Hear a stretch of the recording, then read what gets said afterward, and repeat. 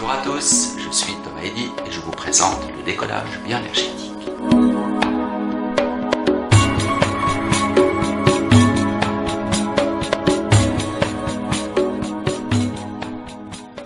Nous allons encore parler de chakras.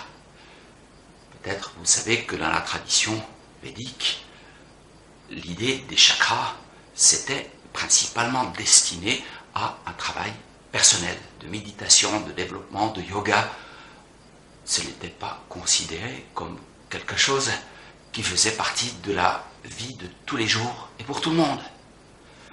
Aujourd'hui, nous prenons conscience que ce n'est pas comme ça que ça se passe.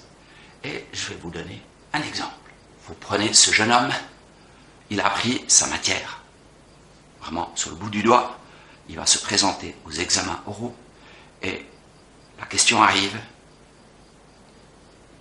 et c'est le blackout. Il se souvient de plus rien du tout, il n'arrive plus à relier les choses. Pourquoi? C'est quoi le blackout?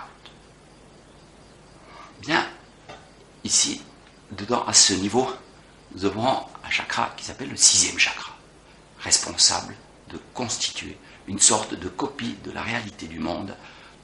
On pourrait dire que ceci, c'est la mémoire qui constitue.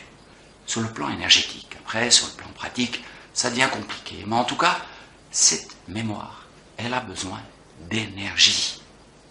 Et sans l'énergie du 6e chakra, eh bien, rien ne se passe. Nous ne pouvons ni enregistrer quelque chose, ni nous souvenir de quelque chose.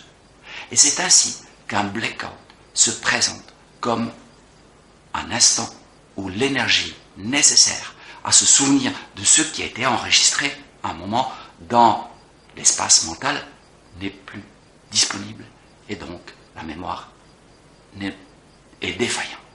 Le trou de mémoire.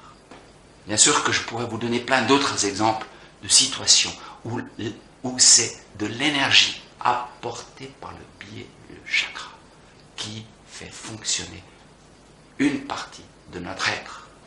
Or, ces aspects-là, il y en a des dizaines, des centaines de différents aspects qui ont besoin chacun d'énergie, d'être alimentés. Jusqu'à maintenant, nous avons toujours cru que c'était par la nourriture que nous mangeons, que ces endroits, que nous permettons à nos cellules, à notre corps, à notre système, à notre psyché et tout ça de fonctionner.